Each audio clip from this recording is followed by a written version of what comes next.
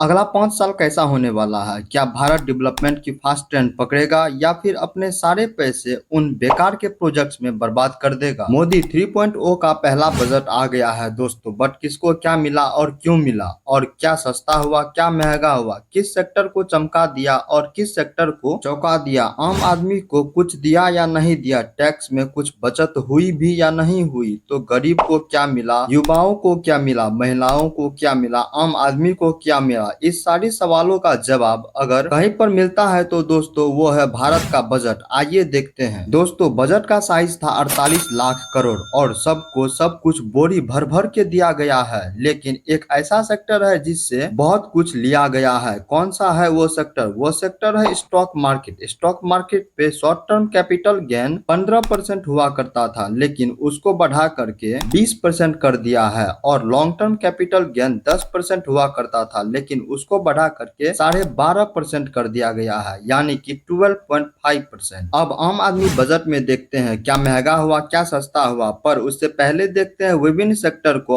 अलग अलग सेक्टर में क्या क्या चेंजेस हुई है। सरकार ने पहले ही कह दिया कि 9 सेक्टर पे हमारी फोकस रहेगा। एग्रीकल्चर पे ध्यान देंगे, एम्प्लॉयमेंट पे ध्यान देंगे, शहरी विकास पर ध्यान देंगे, इंफ्रास्ट्रक्चर पर ध्यान देंगे, इनोवेशन पर ध्यान देंगे, मैन्युफैक्चरिंग एंड सर्विस पर ध्यान देंगे, एनर्जी पर ध्यान देंगे, और नेक्स्ट जनरेशन को रिफॉर्म करेंगे और सबके साथ सबका विकास लेके चलेंगे। बजट में सबसे ज्यादा चर्चा में जो चल रही है वो है यूथ और रोजगार। 5 अलग अलग स्कीम लॉन्च की है जिस पर सरकार टोटल 2 लाख करोड़ से ज्यादा खर्च करने वाली है, ताकि यूथ के लिए रोजगार के अवसर पैदा किए जा सके, और इन स्कीम्स का 4 करोड़ से ज्यादा युवाओं पर सीधा असर पड़ेगा। इसके अलावा सरकार एक प्रोग्राम लेकर आई है जिसमें 1 करोड़ युवाओं को देश की टॉप 5 कंपनीज में इंटर्नशिप कराई जाएगी और 5,000 तक का मंथली भत्ता दिया जाएगा। तो चलिए अब बात करते हैं ग्रामीण लोगों के बारे में। गरीबों के लिए कहा गया है कि प्रधानमंत्री अन्न योजना जो है, जहां पर गरीबों के लिए अनाज दिया जाता था, वह योजना को 5 साल और आगे बढ़ा दिया गया है,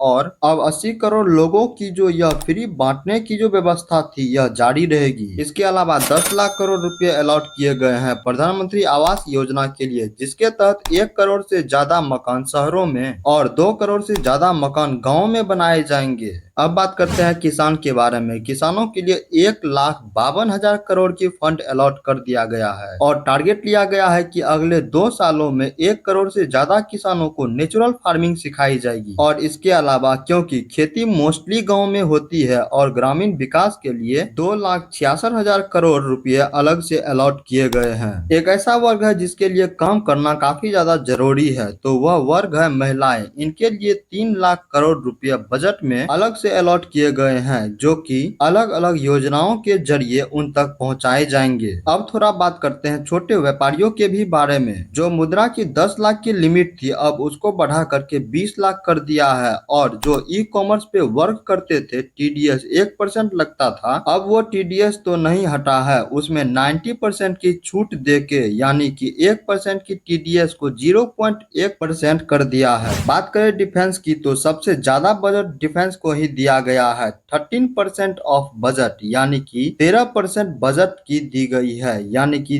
6,21,000 करोड़ डिफेंस को अलॉट किए गए हैं, ताकि हमारी जो सेना है उसकी ताकत बढ़े और हमारा जो आत्मनिर्भर भारत है वह भी आगे बढ़े। अब बात करते हैं स्टूडेंट की। स्टूडेंट के लिए 10 लाख रुपए तक की लोन अगर आप हायर एजुकेशन के लिए लेना चाहते हैं तो उसमें आपको सरकार की तरफ से मदद मिलेगी, लेकिन आप अगर इंडिया में ही रहकर पढ़ना चाहते हैं तब तक के लिए ही यह लोन है। नहीं तो अगर आप कहीं और विदेश जाकर पढ़ना चाहते हैं तो यह लोन आप नहीं ले सकते हैं। उसके अलावा जो कंपनी स्पेस के क्षेत्र में काम कर रही है उसके लिए 1,000 करोड़ रुपए अलग से फंड अनाउंस किए गए हैं।